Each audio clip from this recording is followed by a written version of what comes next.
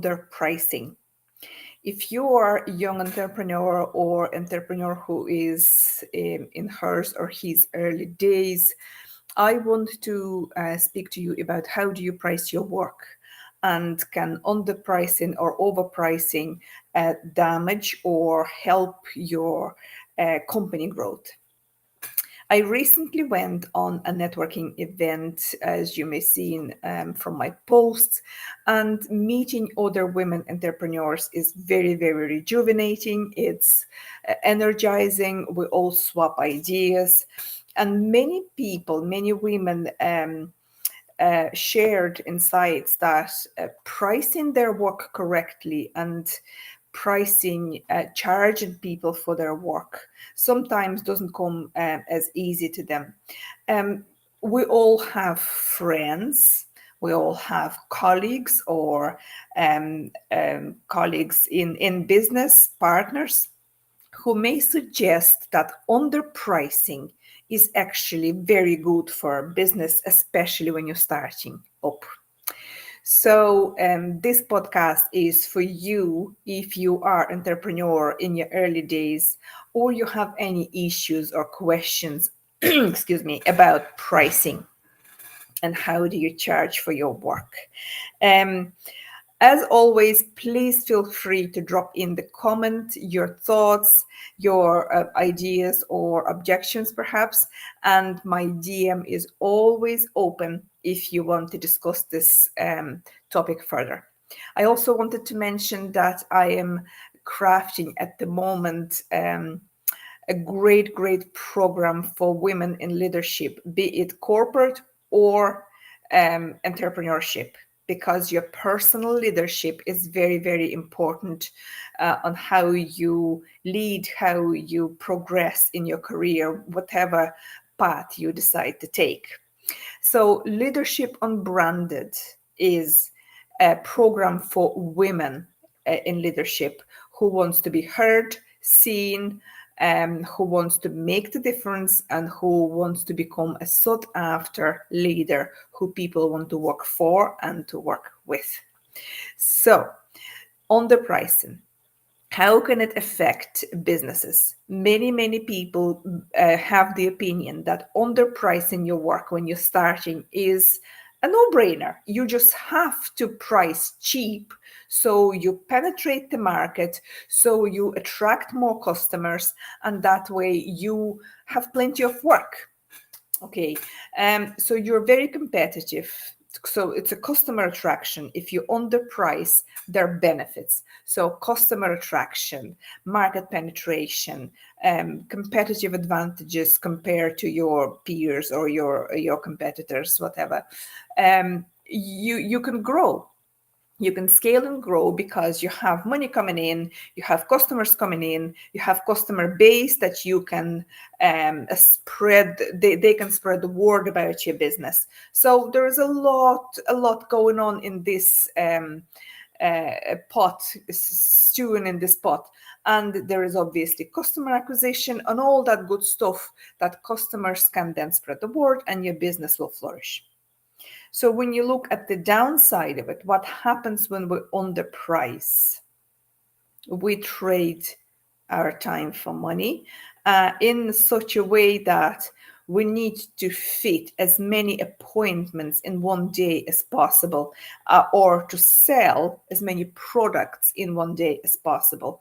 Bear in mind that product or service is underpriced. You have to rely on quantity heavily.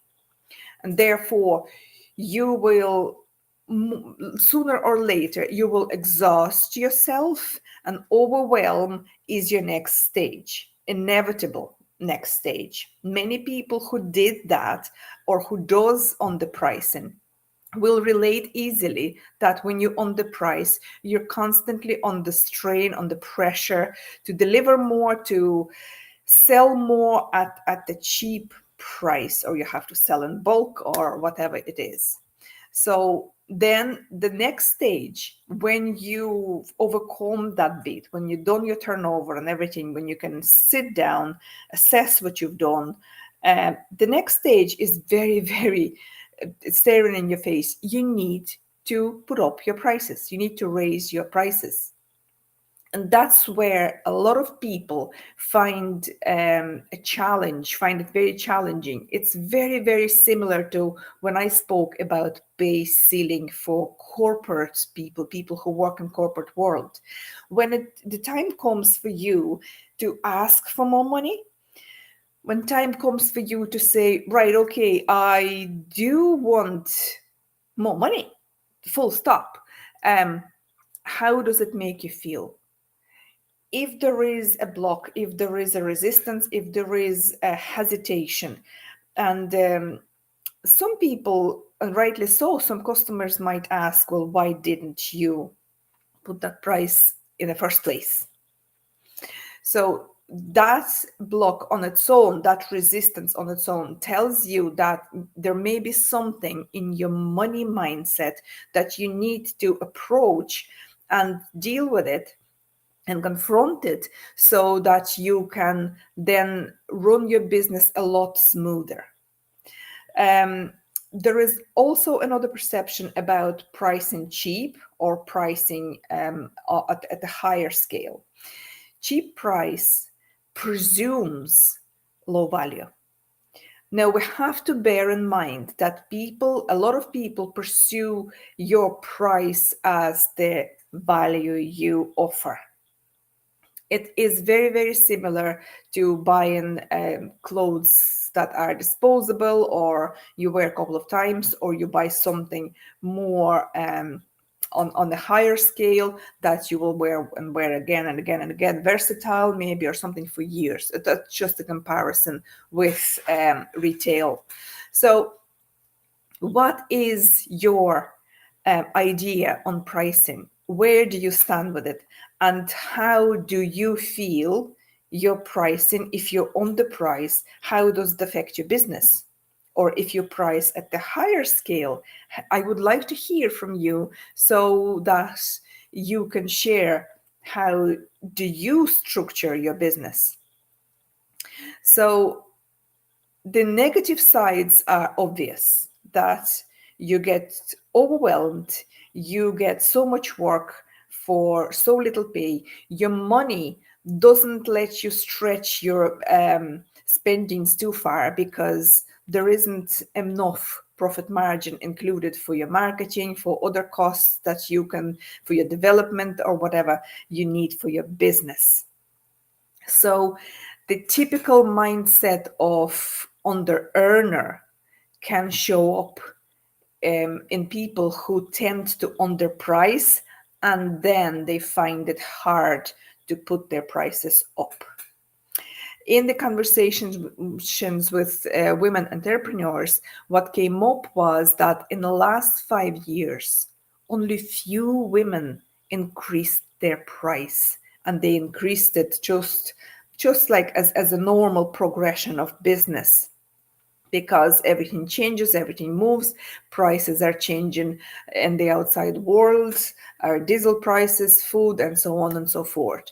So what stops you if you are one of those people who finds it difficult to confront that topic of putting prices up, of charging a good price and providing value, and stop trading your time for money?